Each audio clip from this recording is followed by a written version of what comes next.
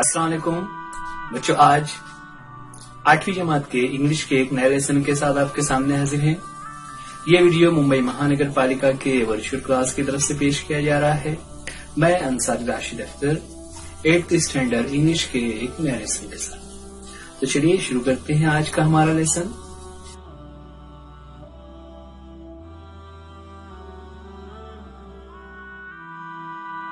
आठवीं जमात के इंग्लिश के इस लेसन में हम देखने जा रहे हैं एक नया टॉपिक जो कि है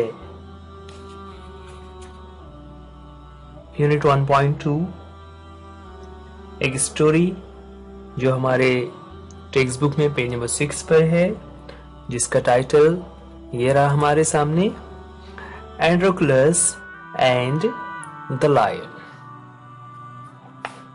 एंड्रोक्लस एंड द लायन ये एक स्टोरी है। ये वीडियो उर्दू मीडियम स्टूडेंट्स के लिए मैं अंसारी राशिद अख्तर आपके सामने लेकर चलिए शुरुआत करते हैं। स्टोरी की शुरुआत करने से पहले हम लेंगे वार्मिंग अप एक्टिविटीज। बच्चों, ये जो वार्मिंग अप एक्टिविटीज हैं ये बहुत अहम है। इसमें ये चेक हो जाता है कि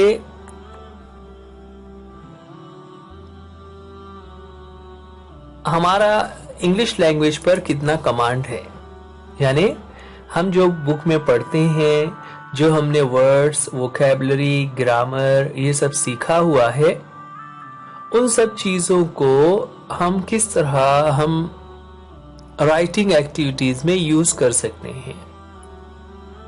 इसलिए वार्मिंग अप एक्टिविटीज में आपको खास करके तवज्जो देनी है। शुरुआत करते हैं चिट चैट में। कुछ क्वेश्चंस हमारे सामने आ रहे हैं। पहला क्वेश्चन है, have you ever helped anyone? Why? एक ही सवाल है, उसके दो हिस्से हैं। पहला है यस नो क्वेश्चन में, have you ever helped anyone? जब किसी हेल्पिंग वर्ब से कोई क्वेश्चन शुरू होता है तो उसका आंसर हमें यस और नो में देना होता है ना। यहाँ पर हेल्पिंग वर्ब हैव से क्वेश्चन शुरू हो रहा है, इसलिए उसका आंसर हम यस या नो में देंगे, राइट। सो यहाँ पर हैव यू एवर हेल्प्ड, क्या आपने कभी किसी की हेल्प की है? तो जनरली इसका आंसर हम यस में देते हैं, क्योंकि कहीं ना कहीं हम किसी की हेल्प करते रहते हैं, right. So have you ever helped anyone? Yes, I have helped my friend, I have helped my mother, I have helped my father. इस तरह से आपने जिसकी भी हेल्प की हुई है आप उसका रेफरेंस यहाँ पर दे सकते हैं। आगे क्वेश्चन है व्हाई। आपने जब किसी की मदद की तो आपने क्यों ऐसा किया? तो क्यों ऐसा किया?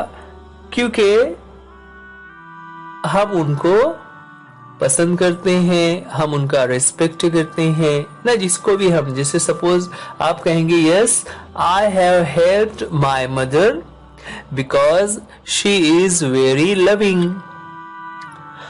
I have helped my friend because he always helps me।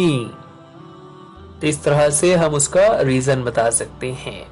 Okay, सो आगे बढ़ते हैं। सेकंड क्वेश्चन है, how did you help him और हर?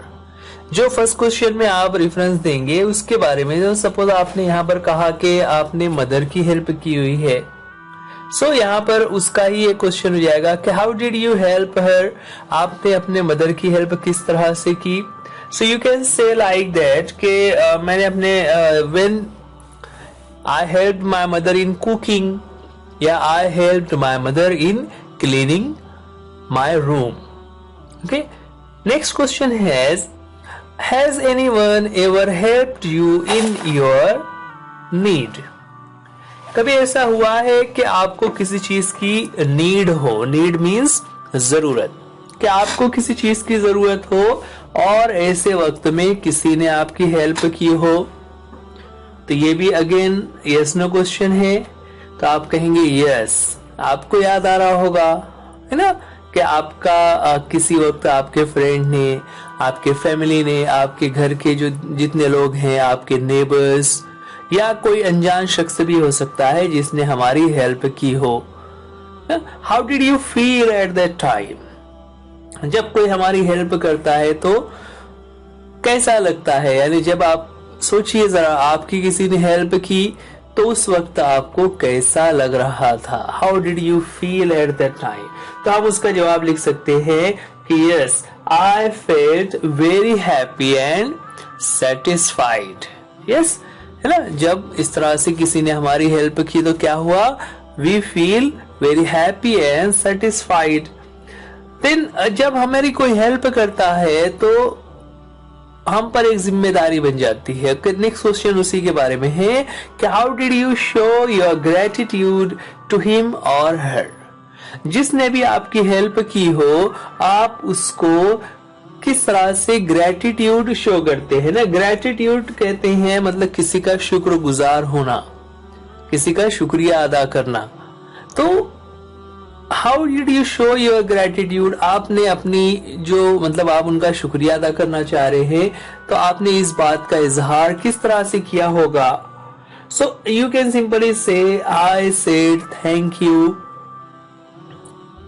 I said thank you with a smiling face.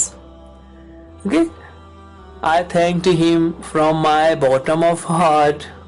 इस तरह से हम उनका शुक्रिया अदा कर सकते हैं। तो बच्चों ये क्वेश्चन है, इसका चूंकि कोई फिक्स आंसर नहीं होता, ये हम लोग अपने अपने तरीके से उसमें चेंज कर सकते हैं, इसलिए हमने इसका कोई फिक्स आंसर नहीं दिया हुआ है। आप अपने तौर से कोशिश करें और इसका आंसर लिखें। ठीक है, अब इन क्वेश्चंस के बाद आगे बढ़ते हैं हमारी स्टोरी, जिसका टाइटल है Androcles and the lion. Warming up में और भी कुछ एक्टिविटीज हैं, लेकिन वो बहुत ज्यादा हो जाएगा, इसलिए हम लोग यहाँ पर पहले स्टोरी को देख लेते हैं। उसके बाद हम मौका रहा तो फिर से उन एक्टिविटीज की तरफ आएंगे। क्वेश्चन है फर्स्ट पैराग्राफ में लाइन्स हमारे सामने आ रही हैं। यहाँ पर हमने जो बुक के पैराग्राफ है उसको और छोटे छोटे पैराग्राफ में ब्रेक किया हुआ है, ताकि हम आसानी से एक एक वर्ड को, एक एक सेंटेंस को समझ सकें। ठीक है, चलिए एक एक पैराग्राफ हमारे सामने आ रहा होगा। फर्स्ट पैराग्राफ हमारे सामने आ रहा है, long long ago there lived a kind, gentle and courteous man called Androclus. Long long ago. Long long ago का क्या मतलब होता है कि जब हम किसी स्टोरी की शुरुआत करते हैं तो स्टोरीज दो तरह से शुरू की जाती है। हम इस तरह से कह सकते हैं वंस अपॉन अ टाइम, या फिर हम कह सकते हैं लॉन्ग लॉन्ग एगो। अच्छा, यहाँ पर बच्चों देखिए एक वर्ड जो है कॉर्टियस, वो बोल्ड लेटर्स में लिखा हुआ है ना? ये क्यों? तो हमारी बुक में उसके मीनिंग से दिए हुए होते हैं ना। कॉर्टियस का मीनिंग होता है पोलाइट, या फिर ऐसा आदमी जो गुड मैनर वाला हो ना, जिसे हम उर्दू में कहते हैं मुहज्जब, अदब वाला। So long long ago there lived a kind, gentle and courteous man. ना देखिए यहाँ पर तीन एडजेक्टिव्स यूज किए हुए हैं, काइंड, जेंटल, कॉर्टियस। ये तीनों वर्ड्स एडजेक्टिव कहलाते हैं, जो एक शख्स के बारे में बता रहे हैं कि एक शख्स है जो किसी जमाने में, लॉन्ग लॉन्ग एगो यानी एक, ये बहुत पुरानी बात है, उस जमाने में एक आदमी रहता था कॉल्ड एंड्रोक्लस, जिसका नाम एंड्रोक्लस था। okay? आगे है, but he had a very cruel master. He had a very cruel master. Cruel मतलब जालिम ना। उसका जो मास्टर था, उसका जो मालिक था, वो बहुत जालिम था। उसका जो आका था वो बहुत ही जालिम शख्स था।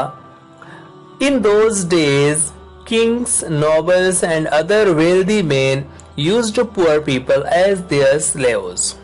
Androclus was a slave.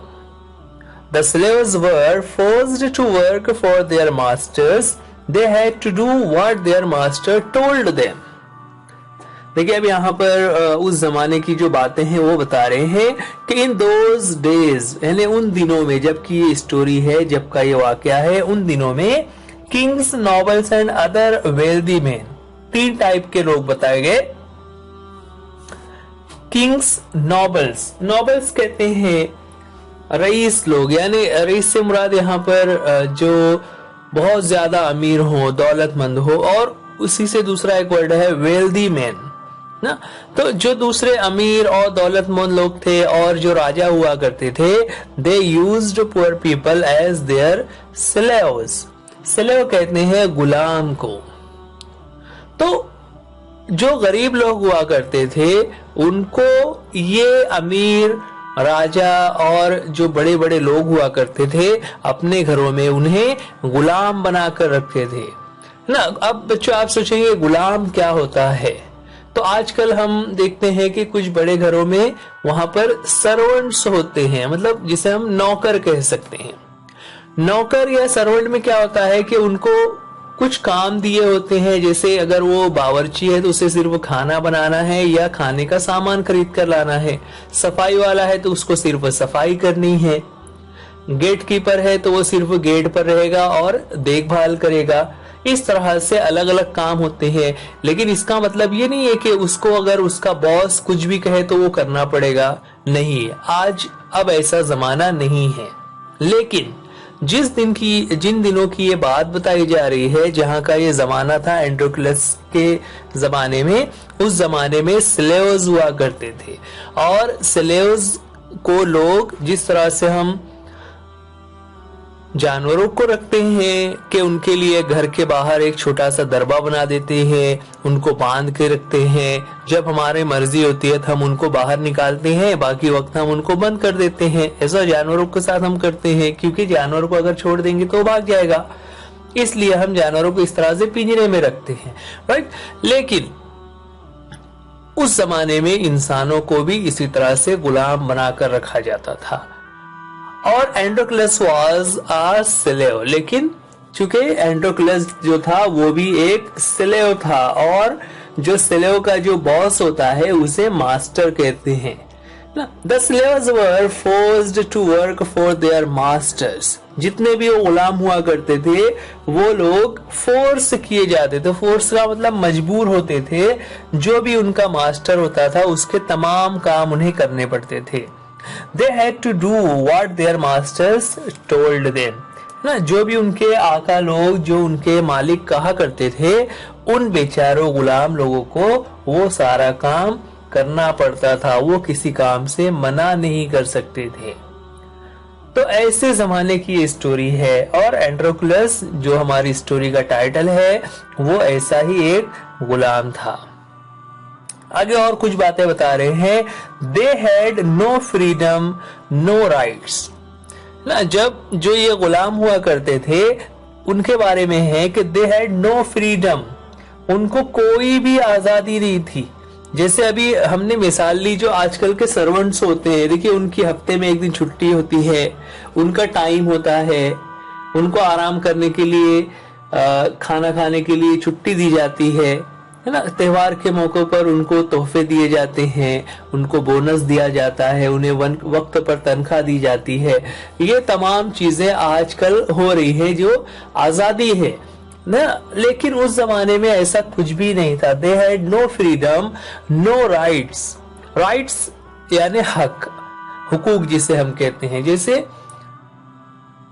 यहाँ पर हम भारत में रहते हैं, हमारा एक जमहूरी मुल्क है, तो हमारे बहुत सारे हुकूक है। आपने शहरियत में पढ़ा हुआ है कि हमारे हुकूक और जिम्मेदारियां ना, तो हमें बहुत सारे हुकूक हासिल हैं। लेकिन उस जमाने में जो स्लेव्स हुआ करते थे उन्हें किसी भी किस्म का हक नहीं हासिल था। Even when they were unhappy with their master they could not leave him, है ना। यहाँ तक के जब वो अपने मास्टर के, यानी जो उनका आका होता था, उसके साथ वो खुश नहीं है। जैसे आजकल क्या होता है कि अगर कोई अपने मालिक से या अपने बॉस से खुश नहीं है तो वो काम छोड़कर चला जाएगा, वो दूसरी जगह काम कर सकता है। लेकिन उस जमाने में ऐसा नहीं था। They could not leave him, वो उसे छोड़ नहीं सकते थे। They were bound by law to obey their master, however wicked he might be. ना, they were bound by law. Bound by law, देखिए ये भी बोल्ड वर्ड्स में लिखा हुआ है, उसका मीनिंग वहां साइड में लिखा हुआ रहेगा ना। Bound by law means strictly force to follow the law, यानी रूल, वहां पर रूल ही ऐसा बनाया हुआ था, ऐसा कानून बना हुआ था कि उन्हें अपने मालिक के ओबे करना पड़ता था, अपने मालिक की फर्माबरदारी करनी पड़ती थी। How ever wicked he might be, wicked. अच्छा बच्चों, आप ये सोच रहे होंगे हम तो क्रिकेट में विकेट सुनते हैं ना, लेकिन जो क्रिकेट वाला विकेट होता है उसमें लास्ट में टी लिखा होता है, यहाँ पर डी लिखा हुआ है। विकेट, विकेट का मतलब होता है जालिम या नालायक बदमाश, कि वो कितना ही बदमाश हो, कितना ही नाकारा हो, कितना ही नालायक हो, लेकिन क्योंकि वो आपका मालिक है, इसलिए जितने भी गुलाम हुआ करते थे उन गुलामों को अपने मालिक की बातें सुनना पड़ती थी, और साथ ही साथ उन्हें हर काम करना पड़ता था। आगे है, Androcles did not like his heartless wicked master, his master starved his slaves and often whipped them. And Androclus did not like his heartless and wicked master. Androclus को भी उसका heartless, देखिए heartless जिसे हम कह सकते हैं जिसे पत्थर दिल, क्या उसको किसी के ऊपर रहम ही नहीं आता, एंड विकेड बहुत ही बदमाश, यानी एंड्रोक्लस का जो मास्टर था, उसका जो आका था, वो भी बहुत पत्थर दिल इंसान था और बहुत ही बदमाश था। His master starved his slaves. एंड्रोक्लस का जो मालिक था वो अपने स्लेव्स को स्टार्व करता था। स्टार्व कहते हैं भूखा रखना, फाका कराना, यानी खाने के लिए कुछ ना देना। तो वो अपने गुलामों को फाका कराता, उनको भूखा रखता, एंड ऑफन विप्ड देम, और अक्सर जो है वो उन्हें आकर विप्ड करता। विप कहते हैं चाबुक से मारना को, यानी वो उनको सजाएं भी देता है, एक तो खाने के लिए नहीं दे रहा है और साथ ही साथ उनको सजा भी दिया करता था। ही ऑफन विप्ड देम।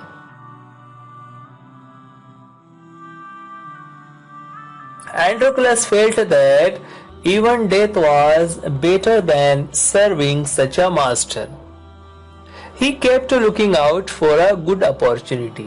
ना इतने मुश्किल हालात की वजह से एंड्रोक्लस को हमेशा ये एहसास होता था कि इससे अच्छा तो मैं मर जाऊं, यानी इतना जालिम जो उनका मालिक है, वो जो आका है, वो इतना जालिम है, वो इतना नालायक है कि उससे अच्छा तो मर जाना चाहिए। He kept looking out for a good opportunity. वो हमेशा एक मौके की तलाश में रहता था ना। कीप लुकिंग का मतलब होता है तलाश में रहना, कि वो हमेशा कोशिश में रहता कि वो किसी तरह से उसे कोई मौका मिल जाए। At the first chance he got, देखिए अब यहाँ पर स्टोरी यहाँ पर अहम शुरू हो रही है। At the first chance he got he escaped from the clutches of his cruel master, और जैसे ही उसको पहला चांस मिला, ही एस्केप्ड, वो फरार हो गया, from the clutches of his master, है ना। क्लचेस कहते हैं जिसे हम कहते हैं ना शिकंजे में, तो वो अपने आका के शिकंजे से निकल गया। जैसे कोई परिंदा है, जैसे फॉर एग्जांपल परिंदे से मुराद यहाँ पर जो शिकारी परिंदे, जैसे ईगल है, ईगल ने किसी चूहे को पकड़ लिया, तो वो चूहा उसके पंजे से छूट सकता है क्या? नहीं छूट सकता। लेकिन अगर उसे मौका मिलेगा तो वो क्या करेगा? फौरन ही वहां से भाग जाएगा। तो उसी को क्लचेस कहते हैं कि वो हमेशा तलाश में था, और जैसे ही उसको पहला मौका मिला, he escaped from the clutches of his cruel master. अब वहां से तो भाग गया, लेकिन आगे क्या होता है? Now although Androclus had thus run away, he was not a coward. He took shelter in a forest he was not afraid of the wild beast that roamed the forest. ठीक है, अब एंड्रोक्लस जो था, although एंड्रोक्लस had run away, है ना, हालांकि वो वहां से रन अवे हो गया था. रन अवे मीन्स escape, जो फरार हो जाना, भाग जाना. But he was not a coward. Coward जिसे हम बुजदिल कहते हैं, वो बिल्कुल भी बुजदिल या डरपोक नहीं था. ही टुक शेल्टर इन अ फॉरेस्ट. वो उस शहर के, उस गांव के करीब के ही जंगल में जाकर उसने शेल्टर ले लिया. शेल्टर मीन्स वहां पर ठहर गया, वहां पर जाकर वो रुक गया. He was not afraid of the wild beast. वो जंगलों में जो वाइल्ड बीस्ट थे, that roamed the forest, यानी जो खुखार और दरिंदे जो जंगलों में घूम रहे होते हैं ना. जंगल है तो जाहिर सी बात है कि वहां पर बहुत सारे वहशी जानवर और दरिंदे भी होते हैं. शेर, चीता, भेड़िए वगैरह, इस तरह बहुत सारे जानदार होते हैं जो दूसरे जानवरों पर हमला कर देते हैं. तो एंड्रोक्लस को वहां पर जानवरों से खतरा हो सकता था, लेकिन चूंकि वो डरपोक नहीं था, इसलिए वो बिना डरे हुए, ही वॉज नॉट एफ्रेड, वो बिना डरे हुए जंगल में रुका रहा और उसे इन जंगली और वहशी जानवरों से बिल्कुल भी डर नहीं लग रहा था. हालांकि वो जानवर उस जंगल में उसे दिखाई दे रहे थे, घूम रहे थे. अब जंगल में एक उसके साथ वाकया हुआ. वाकया कुछ इस तरह से हुआ कि he did not mind that he had no roof over his head. He was happy that he was free as a bird to go wherever he wished. देखिए, जंगल में तो जाहिर सी बात है वहां ना रहने के लिए घर है ना कोई मकान. तो he had no roof over his head. No roof over his head का मतलब उसके पास कोई ठहरने के लिए जगह नहीं है, उसके पास कोई घर नहीं है. He was happy.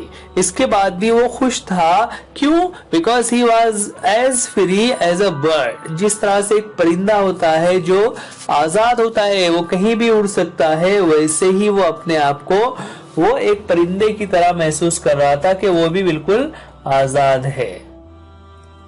अगले पैराग्राफ में है, one day as he was wandering in the forest he suddenly came face to face with a lion.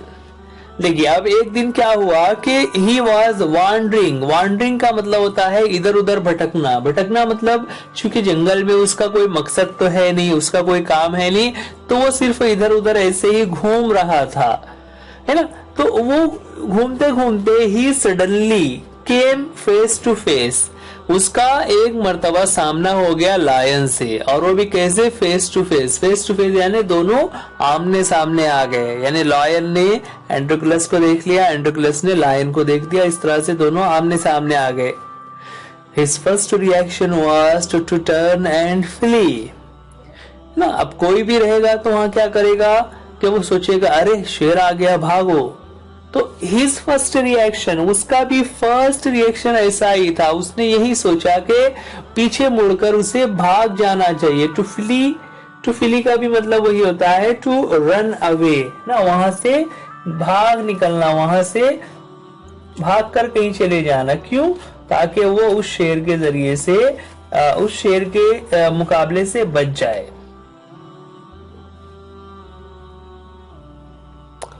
But then he saw that the lion had not moved on seeing him. It neither growled nor roared. देखिए, अब यहाँ पर जो अहम बात हो रही है कि he saw that the lion had not moved on seeing him. Lion ने जब उसको देखा तो लायन ने कोई भी हरकत नहीं की, ना. वरना क्या होना चाहिए था? वो लायन को तो फौरन आकर उसके ऊपर हमला करना चाहिए था, लेकिन उस लायन ने ऐसा कुछ भी नहीं किया. It neither growled nor roared. ना, देखिए यहाँ पर नीदर नॉर का यूज किया हुआ है. नीदर नॉर उस वक्त यूज करते हैं जब हमें दो चीजों के बारे में नहीं कहना हो, कि ये भी नहीं और वो भी नहीं. तो नाइदर ग्रॉल्ड, ग्रॉल्ड कहते हैं गुर्राने को, और रॉर कहते हैं चिंगाड़ लगाने ना. जो चिंगाड़ नहीं है, जो शेर की आवाज होती है, जो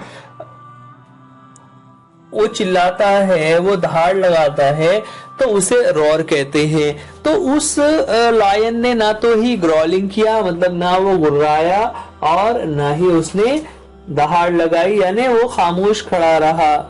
अब एंड्रोक्लस ने जब ये मंजर देखा तो उसे कुछ अजीब लगा। In fact, it looked at him piteously as if it was in great pain. ना बल्कि यहाँ पर ये जो लायन है, उस लायन ने क्या देखा, मतलब वो जो लायन था वो उस एंड्रोक्लस की तरफ आया ना देखा। In fact, it looked at him piteously. ना piteously ये लफ्ज एक्चुअल में पिटी से बना हुआ है, और पिटी के बाद उसमें एल वाई लगाकर उसको एडवर्ब बनाया हुआ है। ओके, पिटी से पिटियसली यानी रहम दिल नजरों से ना, यानी बिल्कुल ऐसा कोई ऐसा मजबूर हो, as if it was in great pain, जैसे उसको बहुत पेन हो रहा है, कि कोई ऐसा शख्स जो बहुत ज्यादा दर्द में मुब्तला हो। एंड्रोक्लस पॉज्ड, देखिए वो भागने की सोच रहा था, लेकिन जब उसने देखा कि ये लायन तो बिल्कुल ऐसा रहम भरी नजरों से देख रहा है, then he moved very cautiously towards the lion step by step, है ना। जैसा कि पहले ही आया था, वो बहुत बहादुर था। He moved very cautiously, cautiously यानी पूरे एहतियात के साथ, towards the lion step by step, वो धीरे धीरे एक एक कदम बढ़ाते हुए उस लायन यानी उस शेर की तरफ बढ़ा। द लायन मोन्ड एंड विम्पर्ड, जब वो आगे बढ़ा तो लायन मोन्ड, मोन्ड कहते हैं धीमी आवाज में चिल्लाने को। धीमी आवाज से मुराद यहाँ पर जैसा किसी को अगर कुछ पेन हो रहा हो, दुख रहा हो, तो उस वक्त जो आह निकलती है उसे मोन कहते हैं। और विम्पर, विम्पर कहते हैं तकलीफ की वजह से जो आवाज निकल रही हो, है ना। यानी जैसे यूं हम कह सकते हैं कि वो शेर ऐसा लग रहा था जैसे वो रो रहा है, ऐसा हम समझ सकते हैं। The lion moaned and whimpered. Inverted comma में लिखा हुआ है please help me, its eyes seemed to say, और उसकी आंखों को देखकर ऐसा लग रहा था। अब एक शेर की आंख है, शेर की आंख को देखेंगे तो उसमें तो डर होना चाहिए, लेकिन इस लायन की आईज देखने के बाद एंड्रोक्लस को ऐसा लगा जैसे वो कह रहा हो प्लीज हेल्प मी, मेरी मदद करो। तो एंड्रोक्लस जो कि उसके करीब आगे बढ़ रहा था, आगे बढ़ने के बाद उसने क्या देखा। When एंड्रोक्लस drew near, the lion lowered its head and began to lick its paw. जैसे ही एंड्रोक्लस उस लायन के करीब में पहुंचा, the lion lowered its head, उस लायन ने अपने सर को नीचे झुका लिया, and began to lick its paw. लिक कहते हैं जबान से चाटने को। तो वो जो शेर था, वो लायन जो था, वो अपने पैर को चाटने लगा ना। पाव कहते हैं शेर के पैरों का जो पंजा होता है, जैसे हमारे पैर में पंजा होता है, लेकिन शेर और बिल्ली के जो पैर आप देखेंगे तो उसके पैर में हमारे पैर की तरह उंगलियां नहीं होती, बल्कि पाव होता है जिसमें नाखून निकले हुए होते हैं। तो वो अपने पाव को लिक करने लगा, चाटने लगा। Then Antigonus saw that lion's paw was wounded, sore and swollen. तो जब वो करीब पहुंच गया तो उसने क्या देखा कि जो लायन का पैर है, जो उसका पाव है, it was wounded, वो जख्मी हो गया है। sore and swollen, swollen कहते हैं सूजन आ जाना को, और sore यानी जख्मी होना। तो उसका पैर जख्मी था, उसमें सूजन आई हुई थी, उसमें से खून निकल रहा था। जब उसने ये मंजर देखा तो ये देखने के बाद on a closer look Androcles notice that a big thorn had pierced one of the lion's toes. ना करीब जाने के बाद जब एंड्रोक्लस ने गौर से देखा तो क्या देखता है। On a closer look Androcles notice, Androcles ने देखा कि a big thorn had pierced, एक बड़ा थॉर्न कहते हैं कांटे को। एक बड़ा सा कांटा pierced one of the lion's toes, उस लायन के पैर की जो टोज है, टोज से मुराद जो उसका अंगूठे जैसा, मतलब जो उसका पाँव में जो राउंड राउंड हिस्सा आगे की तरफ होता है उसे टोज कह सकते हैं। उस पैर में उसको एक बड़ा सा कांटा चुभा हुआ है ना। और जाहिर सी बात है कांटा चुभ जाए तो उसे निकालना बहुत मुश्किल होगा, क्योंकि हम कांटा निकालने के लिए बैठकर पैर को ऊपर करके अपने हाथों से निकालते हैं, लेकिन लायन कैसे निकालेगा, वो नहीं निकाल पा रहा था और इसी वजह से वो इतना गमगीन और काबिल रहम नजरों से एंड्रोक्लस को देख रहा था। So this is the cause of the lion's distress, thought Androcles. ऐसे में एंड्रोक्लस ने सोचा कि अच्छा तो ये वजह है कि ये शेर इतना डिस्ट्रेस दिख रहा है, डिस्ट्रेस यानी परेशान नजर आ रहा है। अब आगे यहां से क्या होता है वो हम इस चैप्टर के सेकंड पार्ट में देखेंगे। बच्चों ये video BMC education Urdu medium standard 8 के चैनल पर आप देख रहे हैं। आप इस चैनल को लाइक कीजिए, सब्सक्राइब कीजिए और वीडियो को अपने दोस्तों में भी शेयर कीजिए। जब आप सब्सक्राइब करें तो आप नोटिफिकेशन के जो बेल आइकॉन है उसको भी जरूर प्रेस करें, ताकि हर आने वाला वीडियो आपको नोटिफिकेशन मिल सके। जो आज के लिए इस वीडियो में इतना ही। उम्मीद करते हैं ये लेसन आपको समझ आ गया होगा। वीडियो देखने के लिए थैंक यू। अल्लाह हाफिज, गुड बाय।